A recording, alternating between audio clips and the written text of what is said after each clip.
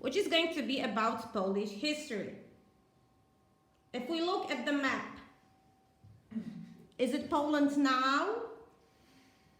No. Okay, it doesn't look very much like Poland now, right? We are going to discuss some historical points of the Polish country. Can you look at your paper and read point 1, please? Who's reading sentence 1? Who wants to read that?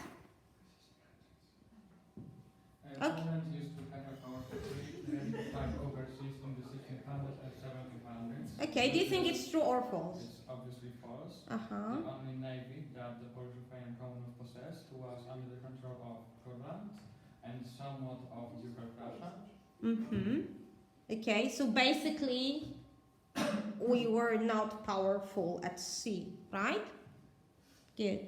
Who's reading number 2? Poland used to have colonies in Africa and Asia. That's false. Yeah, that's false. I mean, it depends, because a vassal of Poland, it used to have a colony in Tobago, which is in South America, but also in Gambia, in Africa. Mm-hmm. So it depends on what you consider Polish and what you don't. Mm-hmm. Oh yeah, thank you for that. Anyway, we were never powerful about colonies, yeah? Hmm? Who's reading number 3? Who's reading number 3? Emilka, can you read number 3, please? Poland used to be friends with Germany in the 17th and 18th centuries. Uh-huh. Do you think it is true?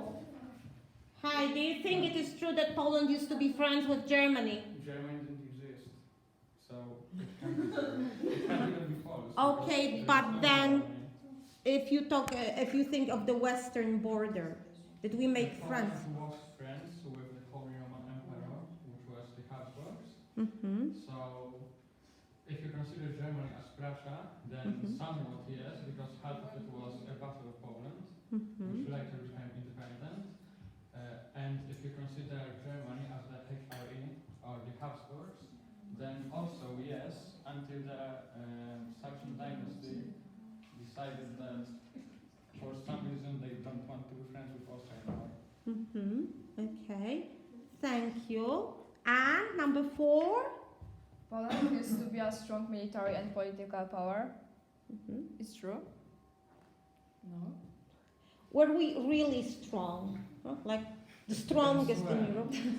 Yeah, but we are discussing the time between 1772, so do you think just We were before a the... major, both political and military power in the 1600s, but Russian politics managed to undo all the progress that Poland has made, and Poland came into the 17th century as a minor country with a poor economy and a non-existent military.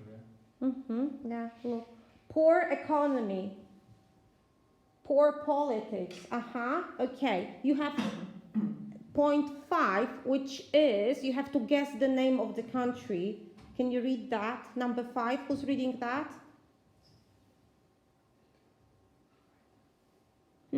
Poland used to have a political union with Lithuania, or more specifically the Grand Duchy of Lithuania, and it wasn't just a political union, it was both political, military and economic, because both these countries were ruled by the same king, which was the beginning of a personal union, which later became a real union by creating a union state called the Polish-Lithuanian Commonwealth. Good, thank you. So look, we had France in the east, yeah? It was Lithuania. And now, so you have 3 dates. The first one is 1772. The next one is, what's the next date? 1793. And 1795. okay, what happened in these 3 years? You learn about that. What happened? Do you remember the name of the historical events that happened? The partitions of Poland? Yeah, these were the three partitions of Poland. What countries took part in the partitions? Sorry. Who was that? In the first one, all of our major neighbors, being Austria, aka the Habsburg Empire, the Kingdom of Prussia and Russia. The same countries participated in the third partition, but the second partition was done only by Prussia and Russia because Austria didn't want to completely dismantle Poland, so they just skipped the Habsburgs.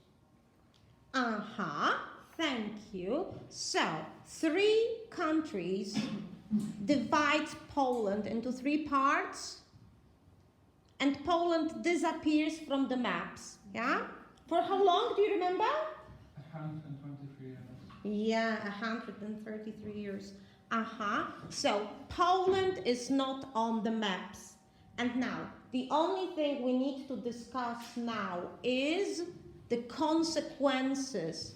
What were the consequences for the patriots, for the artists, for school children, for families? Can you tell me? Somebody tells you you are now a part of Prussia. Somebody else is a part of Russia. What happens? Okay, let's discuss artists. What did artists have to do?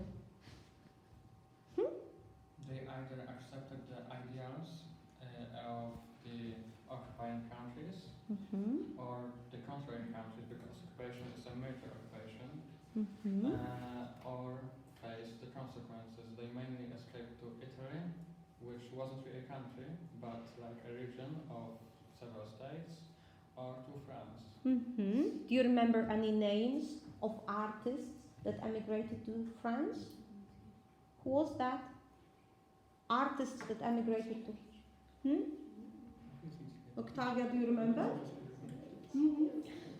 What about Mickiewicz? Where did he... Yeah. What about... Yeah. And who was he with? Who was he in France with? Yeah, but like, who did he go with? Do you remember?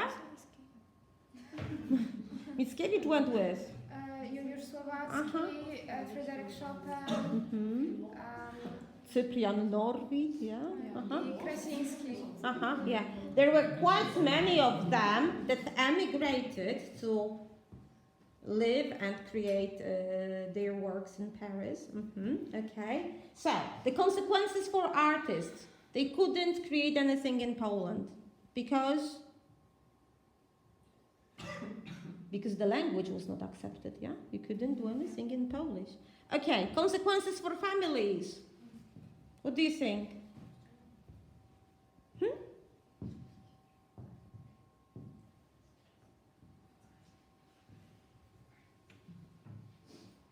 Any idea?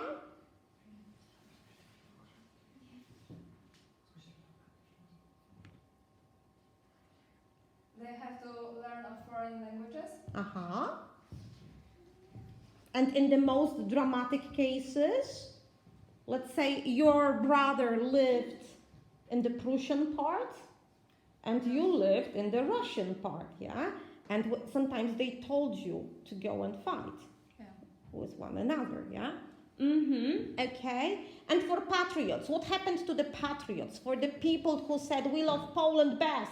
Poland is our most beloved country. What happened? They were punished.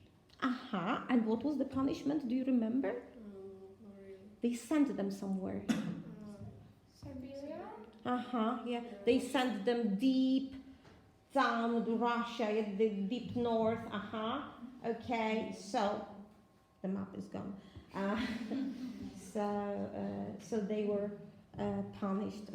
Okay.